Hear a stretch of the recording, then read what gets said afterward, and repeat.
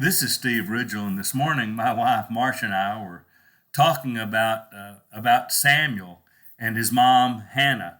You ought to go back and read that story out of the first chapter of First Samuel. But my wife's getting a lesson together for, I don't know, maybe we're going to the Philippines. Maybe it's for that, or she may be sharing something at a ladies' class, or just getting ready to talk to a lot of the ladies we work with. But she was talking about we were talking about Samuel and his mom, and she made some points about Hannah that I think were pretty interesting, and we need to remember. We typically think, yeah, I know Hannah couldn't have a baby, prayed, and God gave her Samuel. Well, yeah, but there's a lot more lessons to Hannah after we were talking about it that I hadn't really remembered or thought about. One is that sometimes life's hard. Hannah was begging God for a child, and she didn't get one. Wasn't getting pregnant. Sometimes life just doesn't turn out like you want it to. You beg God for some things. Women who want to find their life mate, women who want children, people who want a different job, there's all sorts of things we beg God for that He doesn't always answer because He's God. He knows best. If we're believers, He knows best for us, but He also knows what's best for the kingdom. And maybe I'm sure what's best for the kingdom is me to have this way and do it. And maybe God's saying, no, Steve, what's best for the kingdom is exactly what I'm giving you or not giving you. I don't know because I'm not God. But it does remind me that even when you want to follow God, sometimes life's hard. And sometimes people are cruel. You forget the part of the story where Elkanah, Hannah's husband, also had another wife who made Hannah's life miserable.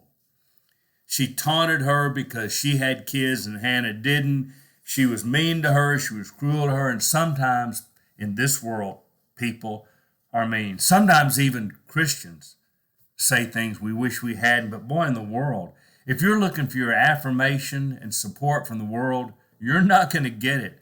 Man, the world makes fun of people and the world bullies people, and it's hard sometimes. And I need to remember I'm not the first one to live in a hard world where people were cruel.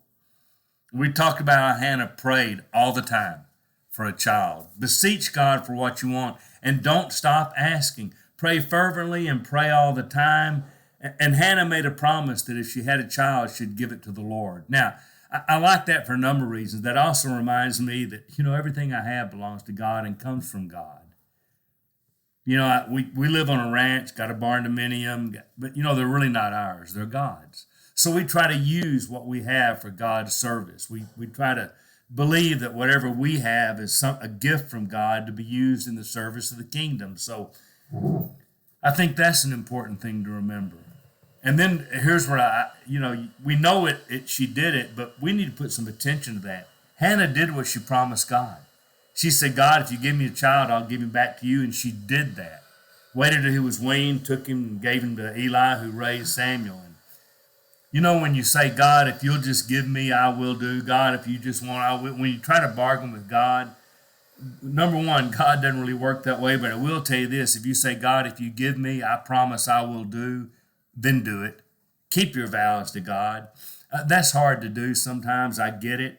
And it's easy in the moment to say, boy, God, I will, and then you forget. But that's a great lesson from Hannah. Do what you promise God you will do. So it was fun this morning. Listen to my wife kind of process. Marcia was kind of processing the story of Hannah and Samuel and lessons from it. For me to remember not just the lesson that God gave her that child, but all the other lessons of Hannah.